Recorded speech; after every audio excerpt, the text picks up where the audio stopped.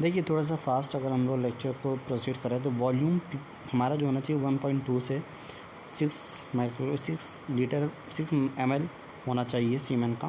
PH जो होना चाहिए वो पीएच स्ट्रिप की हेल्प से चेक करेंगे, मतलब पीएच स्ट्रिप में एक हमें सिंपल पेपर दिया जाएगा और सिंपल पेपर के साथ हम उसमें उस पीएच पेपर पे हम वो डालेंगे अपना सीमेंट का वॉल्यूम एक बूंद, और फिर वो कलर चेंज करेगा। वो जिस हिसाब से कलर चेंज करेगा उस हिसाब से एक इंडिकेटर होगा, पीएच पेपर टाइप का स्ट्रिप होगी। उस स्ट्रिप से हम दोनों को इंडिकेटर से मैच करके सॉल्व कर लेंगे कि मतलब पीएच कितना है। तो पीएच शुड बी 7.2 जो कि आइडियल पीएच होता है। और 7.2 से 8 होना चाहिए, ठीक है। अब इसमें कोई भी हमारा टर्मिनोलॉजी नहीं दी है किसी भी तरह की डिसऑर्डर की, ठीक है। नौ विस्कोसिटी, तो विस्कोसिटी मतलब क्या है, पहले तो लिक्विफैक्शन टाइम, मतलब सीमन जब फ्रेशली इजैक्यूलेटेड सीमन होता है तो उसमें स्पर्म की कंसनट्रेशन एक जगह ज़्यादा होती है और सीमन की कंसनट्रेशन एक जगह कम होती है, ऐसा होता है। तो उसको लिक्विफिकेशन टाइम के लिए रख दिया जाता है, मतलब ताकि पूरा सीमन और स्पर्म आपस में इवनली डिस्ट्रीब्यूट हो जाए। तो वो लिक्विफिकेशन टाइम बेसिकली डब्ल्यूएचओ के हिसाब से 15 से 25 से 30 मिनट होना चाहिए या 60 मिनट तक होना चाहिए। और अगर इस टाइम में नहीं होता तो अब नॉर्मल सीमन में चला जाएगा। यहाँ पे अगेन अब नॉर्मलिटी रिपोर्ट करी जाएगी, कोई एज सच वो नहीं है हमारे पास कि इसमें लिक्विफिकेशन टाइम कम है या ज़्यादा है, तो कोई टर्मिनोलॉजी नहीं है। और उसको मगर हमें फर्दर चेक करने के लिए उसको लिक्विफाई तो करना ही पड़ेगा। तो लिक्विफाई करने के लिए हम 37 डिग्री सेल्सियस पर अगर रखें और लिक्विफाई ना हो 25-30 मिनट या 1 घंटे में, तो हम क्या करते हैं, तो हम उसको मैकेनिकल मेथड से जिसकी 18 गॉज नेडल होती है उससे हम लिक्विफाई करते हैं, उसको मिलाते हैं अप डाउन करके, ठीक है, अंदर बाहर करके। और या तो हम कीमोट्रिप्सिन या ट्रिप्सिन जैसे ड्रग्स दे रहते हैं कि जाओ और फिर से लेके आओ सीमेन अपना। नौ विस्कोसिटी, अब विस्कोसिटी क्या होती है, विस्कोसिटी का मतलब बेसिकली वजह यही होती है कि सीमेन विस्कोसिटी की वजह से ही लिक्विफाई नहीं होता। तो विस्कोसिटी में ये होता है कि अगर विस्कोस है सीमेन हमारा तो वो अगर लिक्विफाई हो गया तो वो ड्रॉपलेट्स बनाएगा, और अगर वो विस्कस होगा तो जब हम उसको एक ट्यूब से दूसरी ट्यूब से पास कराएंगे तो वो एक थ्रेड लाइक स्ट्रक्चर फॉर्म करेगा। वो थ्रेड्स होंगे लगभग 2 मीटर के आसपास। तो विस्कस सीमेंट जब भी होता है तो 2 मीटर से ज़्यादा अगर वो थ्रेड फॉर्म करा तो वो विस्कस सीमेंट की श्रेणी में जाएगा। नाउ कलर की बात कर ले तो कलर हमारा ओपेल्सेंट ग्रे होता है मोस्टली, और कलर को डिस्कशन करना चाहिए हम लोगों को।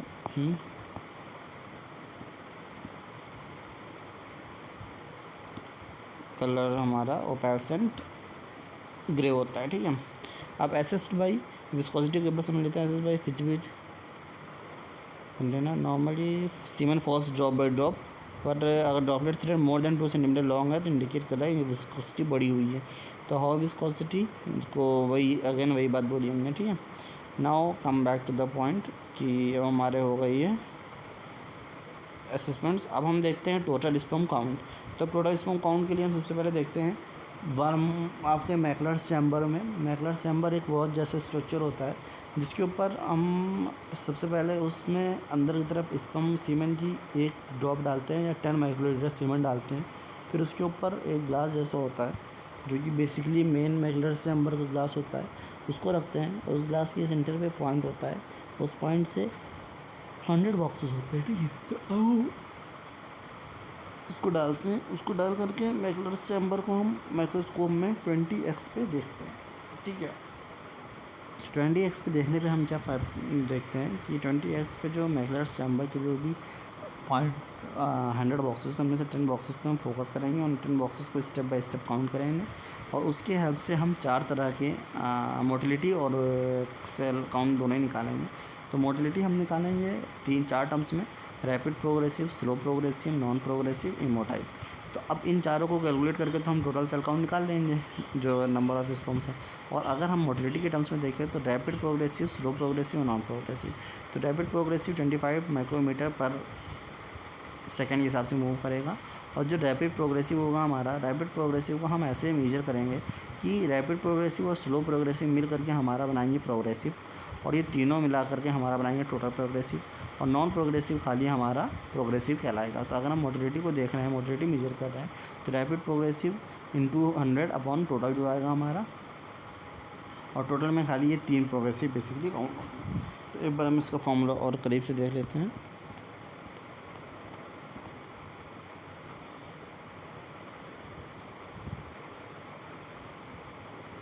रैपिड प्रोग्रेसिव मोटिलिटी के लिए progressive plus non progressive into 100 upon total sperm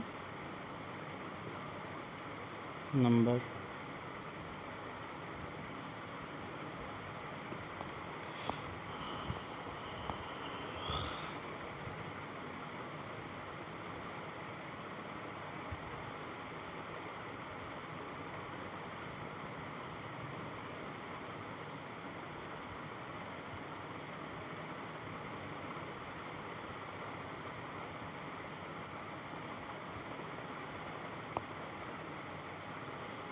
ये हो गया हमने मोटिलिटी। अब मोटिलिटी एस्थेनोज़ोस्पर्मिया कहते हैं मोटिलिटी में, जब अगर दोनों का मोटिलिटी मिला करके हमारा स्पर्म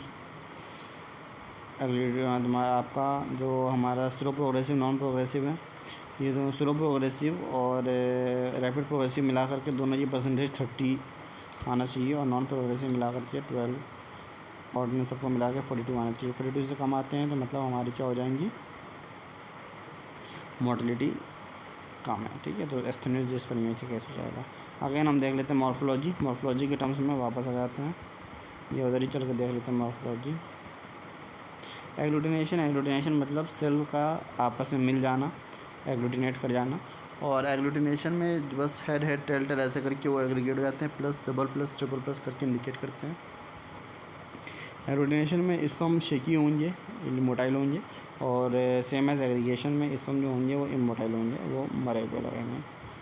ठीक है, नाउ स्पर्म वेबिलिटी को टेस्ट करने के लिए हम एक प्रोसीजर यूज़ करते हैं, सेमेन नेग्रोसिन मेथड, ईओसिन नेग्रोसिन मेथड, जो कि ईओसिन नेग्रोसिन मेथड।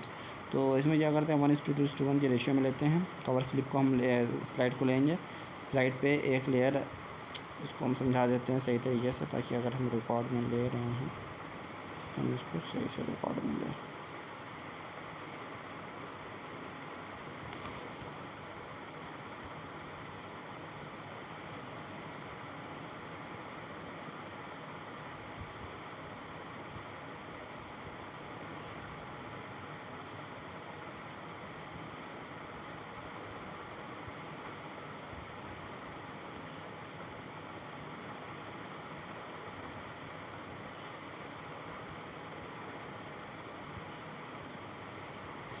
इसको बहुत गौर से देख लीजिएगा वाइटलिटी टेस्ट को। हमने एक यहाँ पे ये कवर स्लिप लिया, ठीक है। तो इस कवर स्लिप में हमने पहले 1:2:3 के रेशियो में लेंगे। तो 1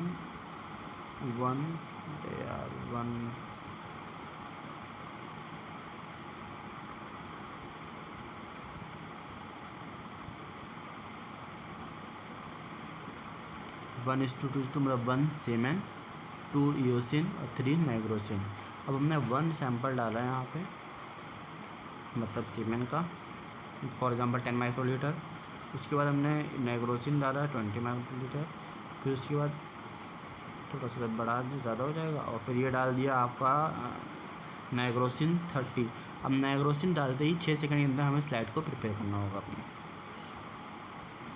फिर वो दूसरी कवर स्लिप हम चूज़ करेंगे, जो कि हम येलो कलर की यहाँ पे ले रहे हैं। तो ये दूसरी कवर स्लिप से हम क्या करेंगे, इसको मिला देंगे। मतलब ये जो तीनों को हमने मिलाया है, इनको हम आपस में मिला के एक पॉइंट ले लेंगे, और ये जो स्मेयर लेंगे ये हम तीसरी कवर स्लिप से यहाँ पर रखेंगे, और इस कवर स्लिप को, ब्लू वाली कवर स्लिप को ऊपर ले जा करके इससे एक ऐसा करके एक स्मेयर खींच देंगे, ठीक है। अब ये स्मेयर खींचने के बाद हम क्या करेंगे, इसको थोड़ा सा सुखाएंगे और टिश्यू पेपर से साफ़ करेंगे। और टिश्यू पेपर से साफ़ करने के बाद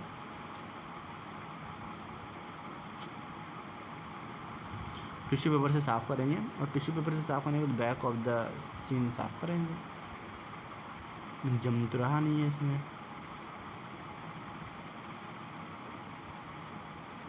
इमल्शन ऑयल, हाँ, सबसे पहले यहाँ पे मार्क कर लेंगे हम लोग, इस तरह से यहाँ पे कोई एक मार्क कर लेंगे, ताकि हम लोग को ये पता रहे किस साइड का काम है। और इमल्शन ऑयल से उसके बाद हम उसको इमल्शन ऑयल उसके ऊपर रख देंगे। तो पहले तो पीछे की तरफ से सिर्फ उसको टिश्यू पेपर से साफ़ करना है, पिंग करना है, ताकि जो है टिश्यू पेपर में वो आ जाए, ठीक है, सारी चीज़ें साफ़ हो जाए। उसको डिस्टिल वाटर से धोनी नहीं। अब उसके बाद फिर हम उसको उसमें देख लेंगे अपने उसमें।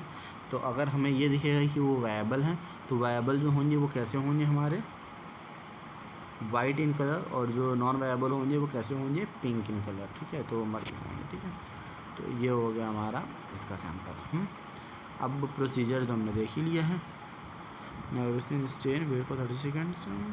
Take 10 ml of glass on slides to make a smear. Label the slide with patient name. Apply to dry at room temperature.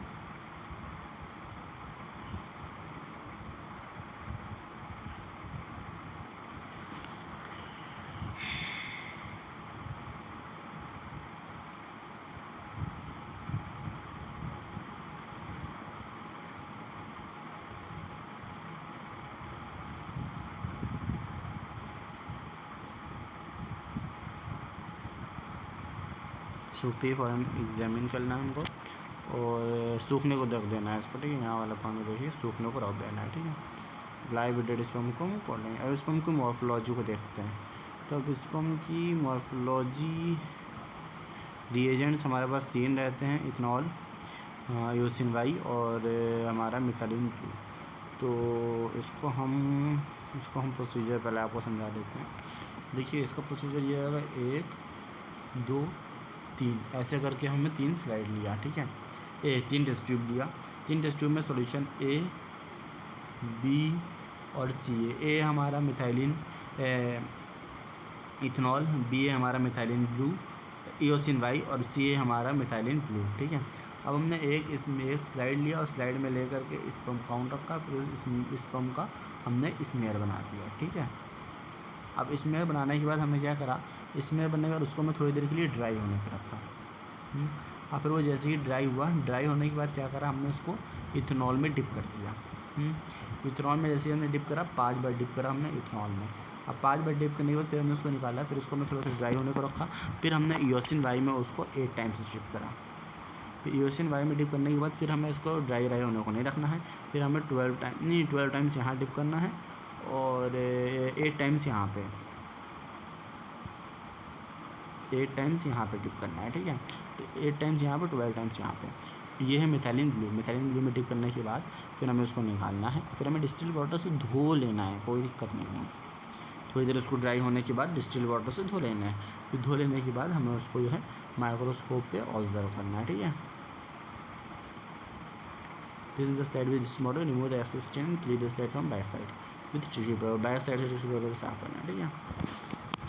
अब उसको छोड़ करके बाकी सबको हमें 100 मैग्नीफिकेशन पर ही देखना है, ठीक है। तो ये हो गया हमारा। हाँ, अब उसमें हमें कुछ चीज़ें और देखनी है कि हेड, टेल और मिड पीस वगैरह में जो डिफेक्ट्स हैं, तो उसके लिए हमें स्लाइड्स दी हैं। मिड पीस में ज़्यादा डिफेक्ट नहीं। अदर सेल्स को देख लेते हैं। Check for the presence of pus cells, RBC का, इन सब की प्रेजेंस देख लेते हैं। अगर पस सेल्स हमारी प्रेजेंट होंगी तो हमारा फ्रक्टोज टेस्ट वगैरह हम करके पस सेल्स की प्रेजेंस देख सकते हैं, ठीक है। पस सेल्स होंगे तो पायरोजोस्पेरिया क्या रहेगा, ठीक है। ये हमारा हो गया result. Thank you and have a nice day.